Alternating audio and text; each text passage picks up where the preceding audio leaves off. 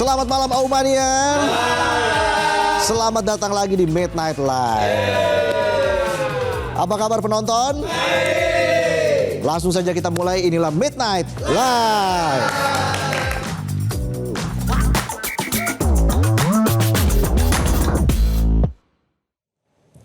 Berita malam ini kita akan bahas soal kecelakaan yang lagi-lagi terjadi gara-gara kendaraan yang gak layak uji tapi masih dipaksa beroperasi. Kecelakaan yang harusnya bisa diantisipasi tapi malah berujung jadi tragedi. Busnya keguling, belasan penumpangnya gak selamat. Dan pengemudinya ternyata masih newbie. Mirisnya, kecelakaan ini terjadi jelang masa libur Natal dan Tahun Baru. Momen yang harusnya dinikmati bareng keluarga malah jadi momen penuh duka. Jadi, berita terbaru, bus Cahaya Trans berpenumpang 34 orang mengalami kecelakaan di Simpang Susun Exit Tol Krapyak, Kota Semarang pada Senin 22 Desember kemarin. Diduga kecelakaan terjadi karena bus melaju dengan kecepatan tinggi saat memasuki area Simpang Susun Exit Tol Krapyak. Diduga kuat, sang sopir kehilangan kendali sampai akhirnya bus menabrak pembatas jalan dan akhirnya terguling. Akibatnya 16 penumpang meninggal dunia. Ironisnya dari hasil penelusuran sementara yang dilakukan oleh Kementerian Perhubungan ditemukan fakta bahwa bus tersebut ternyata tidak layak jalan dan seharusnya tidak diizinkan untuk beroperasi. Dirjen Hubdat Kemenhub Aan Suhanan bilang setelah dicek di aplikasi Mitra Darat, bus bernomor polisi B7201IV ternyata tidak tercatat sebagai angkutan pariwisata maupun angkutan antar kota antar provinsi. Artinya secara legal bus tersebut sebenarnya nggak punya izin buat membawa penumpang dalam perjalanan jarak jauh. Ibarat lulusan ilmu perikanan tapi ngakunya psikolog. Nah. Buka praktek lagi. Nah. Yang ada pasiennya bukan sembuh malah diajak tebak-tebakan. Ikan apa yang imut? Ikan gue. Selain itu, hasil rem cek kendaraan yang dilakukan pada 9 Desember 2025 juga sebenarnya sudah menyatakan bahwa bus tersebut berstatus tidak layak jalan. Dan secara tegas dilarang beroperasi. Udah tahu nggak boleh beroperasi tapi tetap dipaksain jalan. Akhirnya 16 nyawa harus melayang gara-gara PO bus yang lebih mentingin cuan.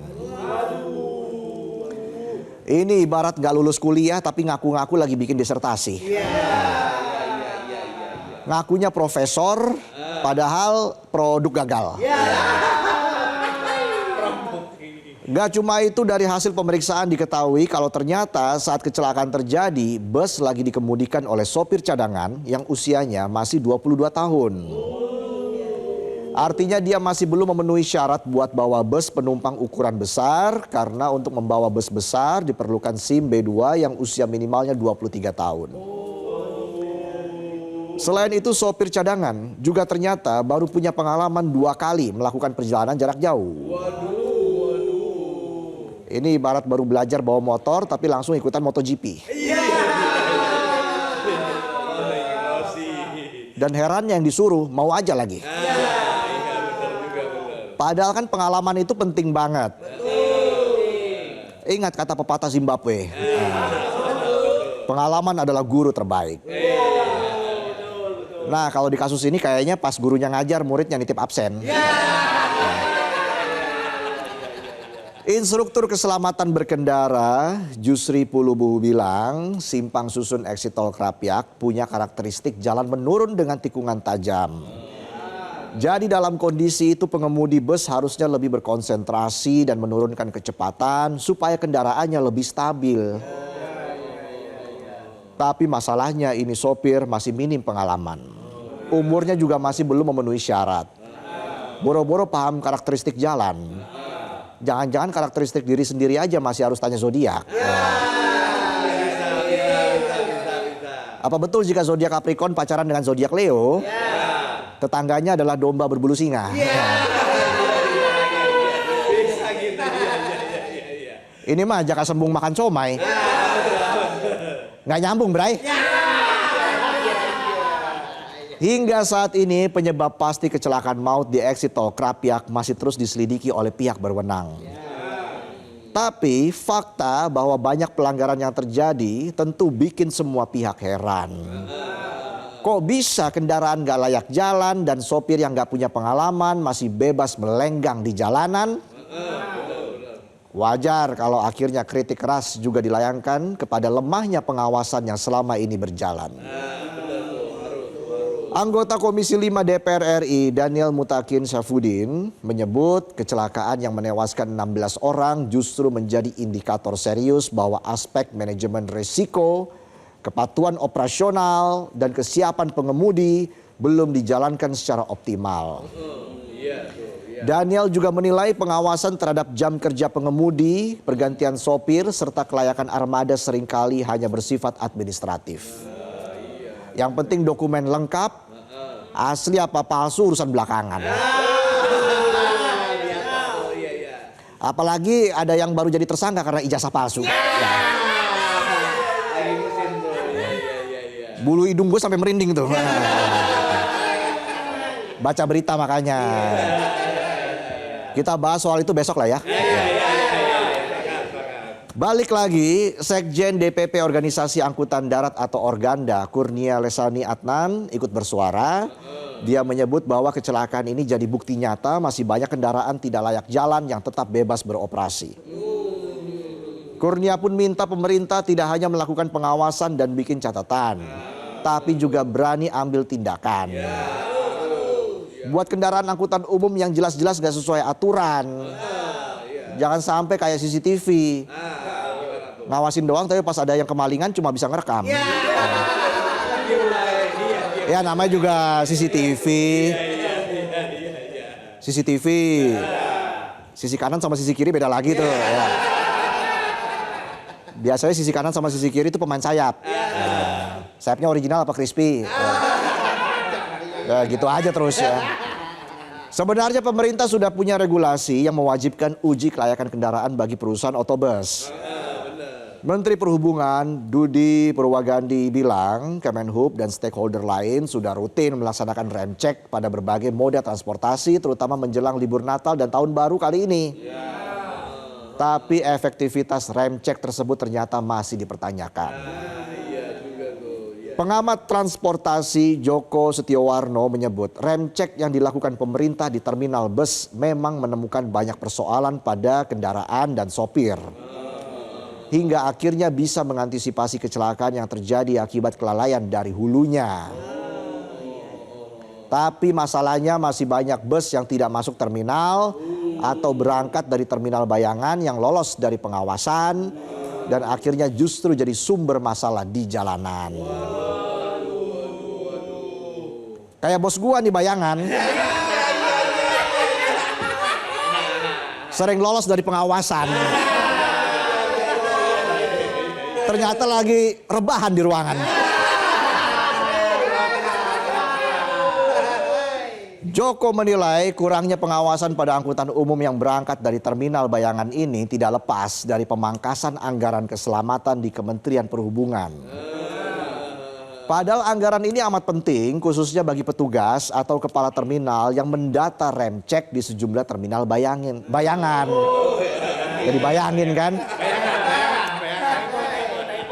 Jadi kepikiran pangkas memangkas ini. Nah ini pangkas memangkas ini harus jelas tujuannya. Ibarat kalau rambut dipangkas lebih rapi. Nah kalau anggaran dipangkas, ya nggak bisa motong rambut. Gimana bayarnya? Belum tipsnya.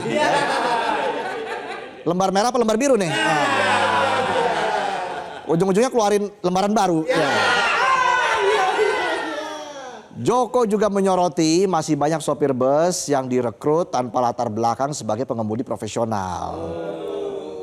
Bahkan tidak sedikit yang sebelumnya bekerja sebagai pengemudi ojek daring atau kendaraan lain, lalu langsung dipercaya mengemudikan bus besar tanpa pelatihan memadai. Ya elah Pak, ada juga orang yang dulunya sopir bisa jadi pejabat. Sama-sama bisa membahayakan keselamatan juga itu. Di sisi lain, penindakan terhadap perusahaan otobus yang lalai dan nakal juga dinilai belum maksimal. Terus berulangnya kecelakaan yang melibatkan bus tak layak seharusnya menjadi alarm keras bahwa masalah keselamatan lalu lintas ternyata masih kerap dianggap angin lalu. Karena kalau masuk angin, minumnya reject win. Nah jadi pas anginnya enter, di reject aja. Maksa bet ini demi mengulur waktu. Lucu nggak lucu yang penting aman. Kecelakaan yang terjadi menjelang momen libur Natal dan Tahun Baru juga menjadi cerminan bahwa lonjakan permintaan perjalanan seringkali membuat perusahaan otobus memaksakan armada cadangan yang jarang dirawat untuk tetap beroperasi demi mengejar cuan. Aspek keselamatan dikesampingkan sementara resiko justru malah ditanggung oleh para penumpang. Kalau kayak gini kan para penumpang jadi gamang. Di satu sisi bus masih jadi pilihan karena harga yang terjangkau, tapi di sisi lain standar keselamatannya ternyata masih berantakan. Padahal angkutan umum yang baik dan layak sangat berkontribusi langsung terhadap penurunan angka kecelakaan lalu lintas. Perusahaan otobus harus mulai berbenah. Jangan cuma sibuk nawarin bus yang nyaman tapi lupa pastikan keselamatan di jalanan. Selalu cek dan servis angkutan secara berkala. Jangan pelit soal perawatan cuma buat ngejar cuan. Dan kalau kendaraannya emang udah nggak bisa jalan, ya jangan dipaksain terus ngangkut penumpang. Pekerjakan pengemudi yang layak dan berpengalaman. Jangan biarkan nyawa para penumpang harus bergantung sama orang yang belajarnya instan. Karena nggak ada yang instan di dunia ini. Mie instan aja harus direbus dulu. Tiriskan, masukkan bumbu, aduk dengan sedikit air. Karena kalau diaduk pakai banyak air takutnya kembung. Nanti kalau kembung enter win lagi. Di reject lagi. Ya namanya juga demi mengulur waktu. Maksa bet. Lucu nggak lucu yang penting? Kayaknya udah deh tadi ya. Balik lagi. Jadi berikan para pengemudi waktu istirahat. Betul. Jangan biarkan mereka melek semalaman cuma demi kejar setoran. Biarkan yang melek semalaman itu penonton aja. Udah melek semalaman setorannya nggak ada. Pemerintah juga harus lebih tegas dalam memberikan sanksi administratif hingga pencabutan izin operasional bagi perusahaan otobus yang nakal dan lalai. Tertibkan terminal bayangan. Awasi pool bus dengan lebih serius. Jangan sampai jalan raya terus jadi ruang yang berbahaya bagi warga. Ingat, keselamatan di jalan bukan soal nasib tapi soal pilihan. Dan pilihan itu ada di tangan mereka yang mengoperasikan, mengawasi dan menegakkan aturan. Jangan biarkan tragedi seperti ini terus berulang karena satu nyawa yang hilang sudah terlalu mahal harganya. Itulah tadi sajian pembuka kami di Midnight Live.